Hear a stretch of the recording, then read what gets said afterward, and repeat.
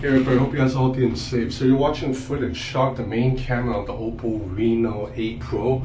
I have this thing on selfie stick, so it's a little bit extended, more extended for my face than usual, hence you get slightly better framing. But the audio you're hearing is coming directly from the phone.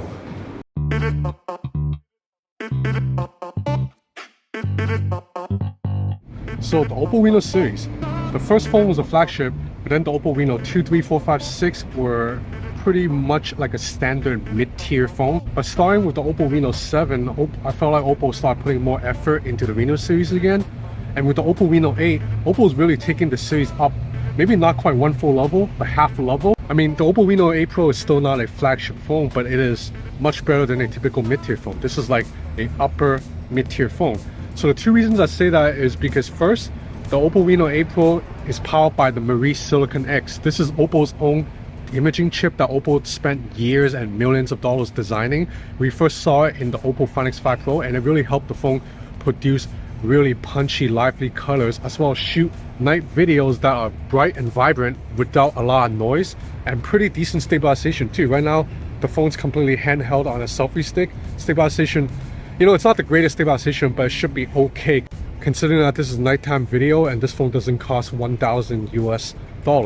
Now, the second improvement that Oppo has given to the 8 Pro is this design feels like a flagship phone. It doesn't look like a really bland mid-range phone like you get from the Oppo Reno 4 or like the Galaxy A53. The Reno 8 Pro uses the same design language as the Oppo Find X5 Pro in that the back of the phone is just one single sheet of glass that covers the entire phone, but the camera bump sticks out a little bit, so the glass actually has to bend a little bit to fit over the camera bump. Now, whether or not you like this look, it's opinion. I personally think it looks great, but there's no denying its objective fact that it costs more money and takes more time to produce a back design like this than any other traditional smartphone back, which is one sheet of glass with a cutout for the camera module, because traditionally glass shouldn't be able to bend and twist, so Oppo has to apply some special manufacturing process to get the glass to look like this. Now, I don't know the official price of the Reno 8 Pro yet, but I'm pretty sure it's going to be under $600 US, so still mid-tier territory, but you're getting a back design that is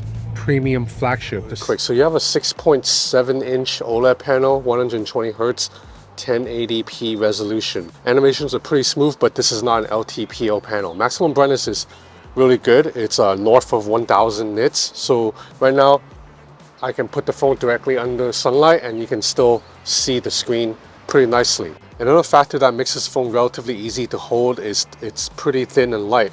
So it measures only 7.3 millimeters in thickness and it weighs 183 grams, so that's significantly lighter than most flagship phones that I handle. There's a 4500 mAh battery inside, and the phone comes with an 80-watt charging brick that will charge the battery from 0 to 100 in like 26-27 minutes. The Oppo Reno 8 Pro is powered by MediaTek Dimensity 8100 Max chip. That name is a mouthful. You just need to know that this is a upper mid-tier chipset from MediaTek. It's a little bit more capable than the Qualcomm Snapdragon 778 that we've seen in the Xiaomi 12 Lite and also the Nothing Phone 1. The benchmark numbers are just a little bit higher than the Snapdragon 778. It's a 5G chip, 5 nanometer. I've had no issues using the phone as my daily driver. So this low-light video looked really damn good for mid-tier phone, right? And most of this is the MariSilicon X is doing because it's not the camera hardware. The camera hardware is actually pretty pedestrian. The main camera is a 50 megapixel Sony IMX766 sensor. We've seen the sensor like in 7-8 other phones already. It's a capable mid-tier sensor, but it's not anything new. The image sensor size is respectable, 1/1.56 inch. It's not that large. But at the same time, Oppo's software processing is so good that video remains mostly noise-free. And if I bring the phone closer, you should be able to see even a little bit of shallow depth of field bokeh. Speaking of that, Oppo also has a bokeh video mode that Oppo introduced last year with the 7 Pro. So that returns here, and as you can see now, the effects should look okay. I have this on medium setting, which I think looks the best. If I can make the bokeh a little bit stronger, but I think it would look really fake. So one weakness, unfortunately, is you cannot switch out to the ultra-wide video in the middle of filming. So once you've begun recording, you can only shoot with the main camera and zoom digitally. So this is all digital zoom. Doesn't look that good. So you want to shoot ultra-wide, you do have to stop the clip and restart.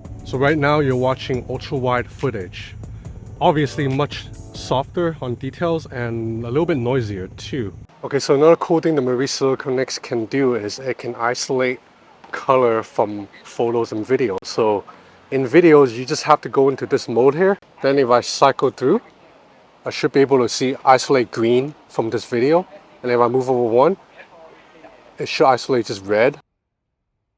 And if I go here, it will just isolate my skin color and make the rest of the frame look like it's black and white. So I don't know if you saw Thor Love and Thunder, but this looks just like, you know, where Christian Bale, Gordon Gattuso is hiding out in that black and white world. This kind of looks like that. Only I am in color right now. And all this is working in real time, obviously. MariSilicon X, it's working in real time to process the visuals because I can move around and the color filter will follow my face and my body. Now I know this feature is already available in the Reno 7 Pro, but it looks better in the Reno 8 Pro because MariSilicon X is giving it more processing power. Overall, I'm quite happy with the camera performance of the Oppo Reno 8 Pro. I do think the 8 megapixel ultra wide is pretty weak, particularly if you're shooting at night, but the main camera is great. Whether it's day and night, you're gonna get photos and videos that will impress. Just look at these samples here.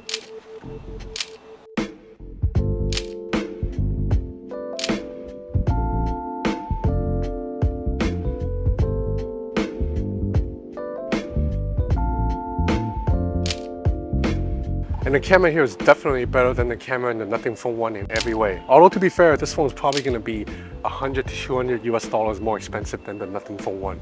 On the software front, the phone runs Android 12 with Oppo's Color OS 12 on top. If you watch my videos, you know I'm a fan of Color OS. Animations are buttery smooth.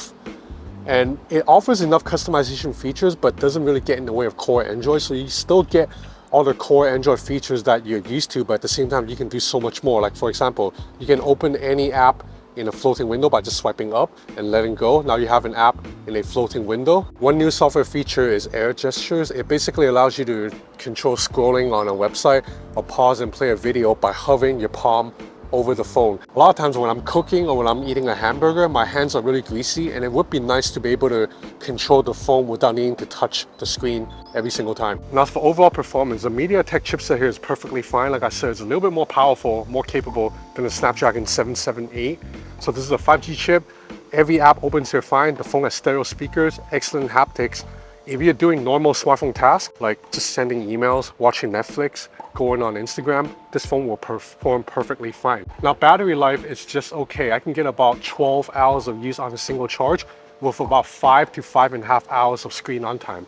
This is not like excellent battery life, but it's not bad battery life either. And you have to remember, this phone comes with an 80-watt charging brick that will charge the phone from 0 to 100 in like 28 minutes. So overall, there's a hell lot to like with the Oppo Reno 8 Pro. I like that Oppo has given this phone enough flagship flourishes like this really unique back design and the really good imaging chip to make it almost seem like a flagship phone. Now, a picky user like me can still tell this is not a flagship because the ultra-wide camera is not that good and there's no zoom lens. But if I give this phone to some of my friends, my girlfriend, I don't think they'll be able to tell the difference between this phone and something like a Xiaomi 12 Pro or a OnePlus 10 Pro. Like they won't be able to tell the difference between a true flagship phone and the Oppo Reno 8 Pro, which is like an upper mid-tier phone.